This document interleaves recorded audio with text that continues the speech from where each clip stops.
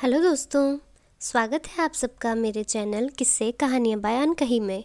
मैं फिर आई हूँ आपके लिए एक नई कहानी लेकर। तो शुरू करती हूँ आज की कहानी।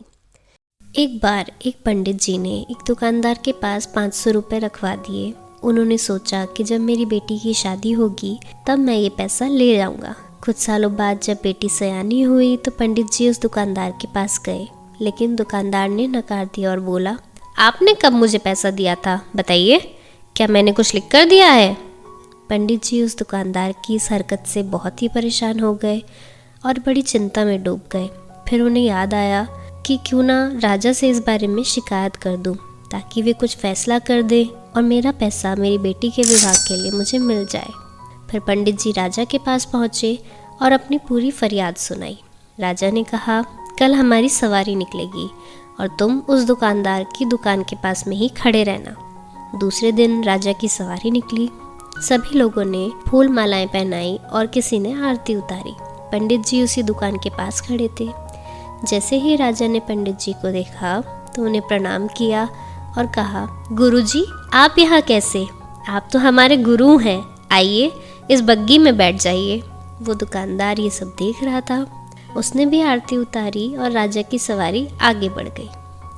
थोड़ी दूर चलने के बाद राजा ने पंडित जी को बग्गी से नीचे उतार दिया और कहा, पंडित जी, हमने आपका काम कर दिया है, अब आगे आपका भाग्य। उधर वो दुकानदार ये सब देखकर हैरान था कि पंडित जी की तो राजा से बहुत अच्छी साठगांठ है, कहीं वे मेरा कबाड़ा ही ना कर दें।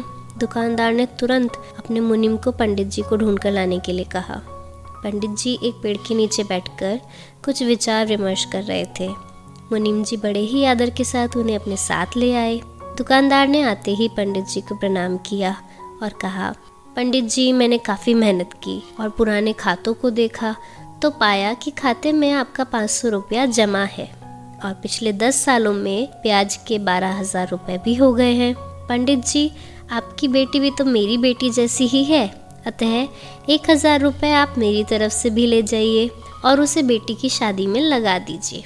इस प्रकार दुकानदार ने पंडित जी को 13,500 रुपये देकर बड़े ही प्रेम के साथ विदा किया। तात्पर्य, जब मात्र एक राजा के साथ संबंध होने भर से हमारी विपदा दूर हो जाती है, तो हम अगर इस दुनिया के राजा यानी कि परमात्मा से अपना संबंध जोड़ लें तो हमें कोई भी समस्या, कठिनाई या फिर हमारे साथ किसी भी तरह के अन्याय का तो कोई प्रश्न ही उत्पन्न नहीं होता। तो ये थी आज की प्यारी सी कहानी। अगर आपको पसंद आई हो तो लाइक, कमेंट, शेयर और सब्सक्राइब करना बिल्कुल मत भूलिएगा। मैं फिर आऊँगी ऐसा ही एक प्यारा सा किस्सा कहानी लेकर। Bye bye.